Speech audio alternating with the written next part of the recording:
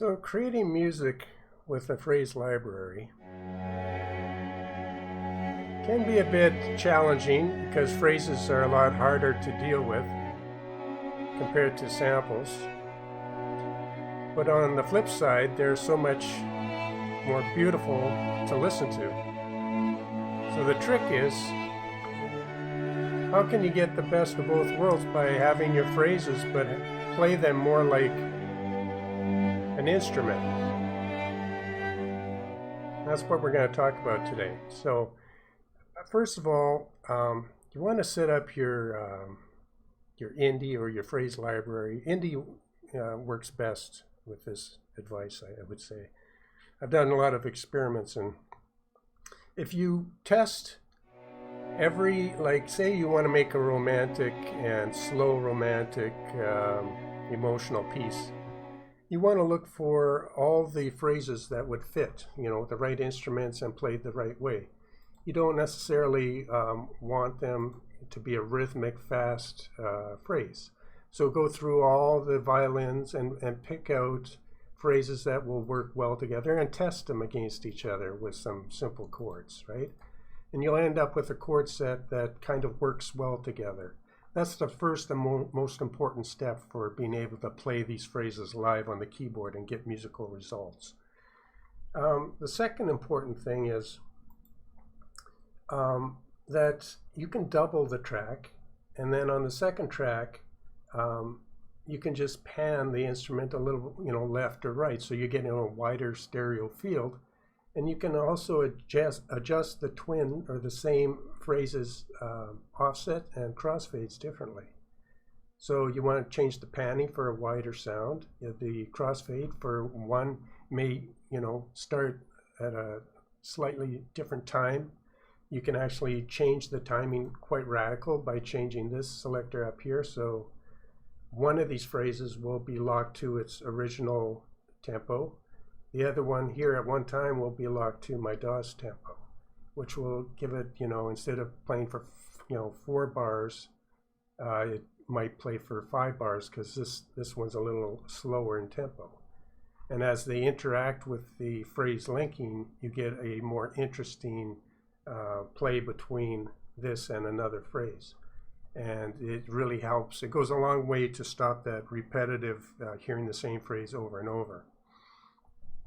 And when you do that, you find that on every key of your keyboard, when you're playing in the zones, you'll have a wider variety of these different phrases that all fit together nicely as you've picked them and tested them.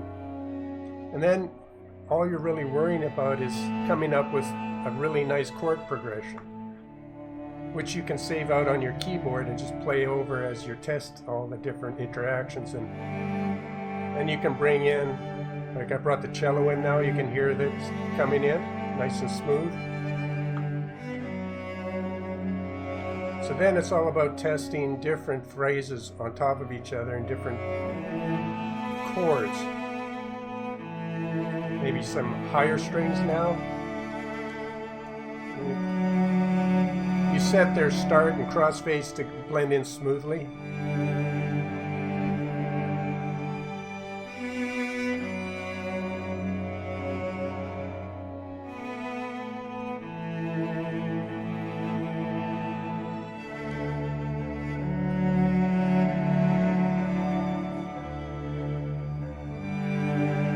And you build up the layers.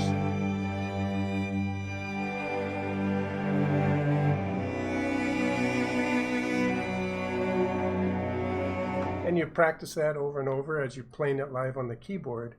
And then when you're ready, you can just activate the recording and get your DAW to start recording and just lay down some tests and get your timing, work on your timing, and decide when you want that fat cello to come in. Try to get it nice and smooth, adjust the volumes.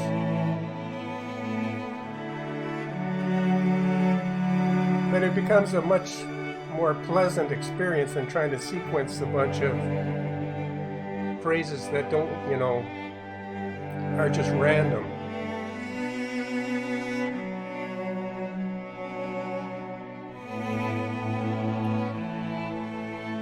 So as you're testing, you'll find that certain phrases work well. There's so many to go through and test, and some respond differently to different chords. But the best part is you can practice it all live on your keyboard and get a real kind of nice musical experience.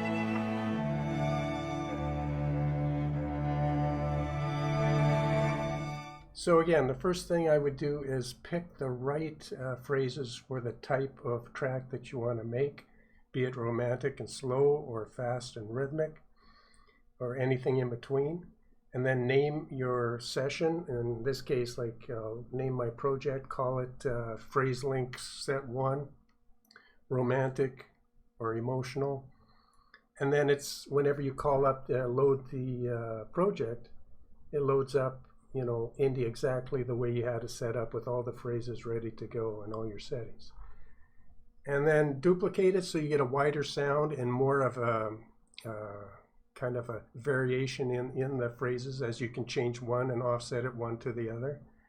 Third thing would be to definitely turn on the phrase linking, which I've talked about extensively in other videos. So you want this hidden key to be on here, which turns these keys here to pink once they're activated. They're velocity sensitive, so you have to hold down this key, this hidden key here, and then use velocity switching to turn them all on.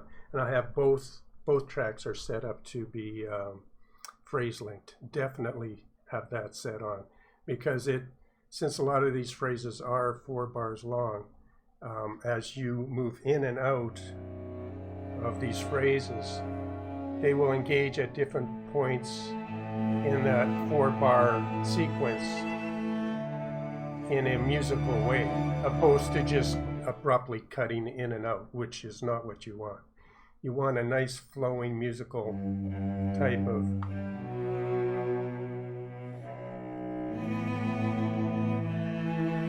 and then it's more about adjusting their crossfade or their start times to get a nice smooth transition, and adjusting their volumes, right? So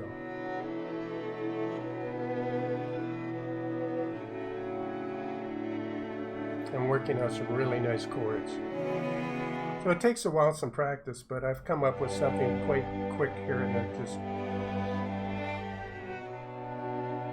And then I bring in the cello. With the cello, I've got to adjust that volume a little more.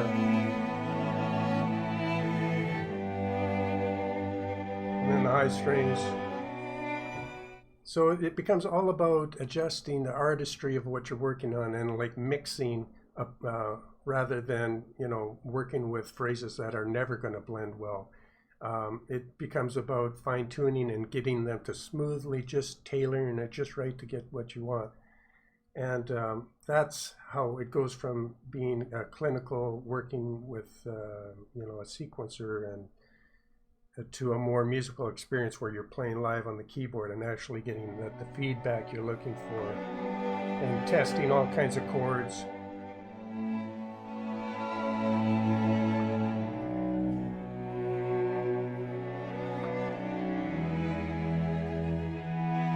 Some of these chords are just so beautiful when they work together. But you have to look for them. You have to... But even if you find 4 chords that work nicely together, with all the different stackings of the phrases coming in and out and the timings, you can just play for hours and then record the bits that you like. And it just becomes way more fun to compose this way with a phrase-based library. So those are the 4 things I want to talk about. Make sure you test and pick the right phrases.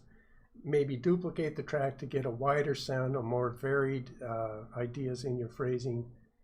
And definitely turn on phrase linking. And then set up your keyboard so that you can test chord progressions. And then once you find 4 or 5 chords, you can either save them on your keyboard or sequence them into your DAW. And then you can play it with ease, and just it's all about timing and making sure that as the cello comes in, it's not too loud. And if it comes in too harsh, you can make the attack softer by, you know, turning, crossfading it in slower. It's kind of like the attack dial on other sample libraries. And so it becomes about fine-tuning a nice musical passage rather than trying to sequence something that's never going to work right in the first place. So take the time to prep and save out your phrase sets and save it into a project file. And then whenever you want to write romantic type of stuff, you have a bunch of phrases and chords that are, you know, something you can work with to start with and get.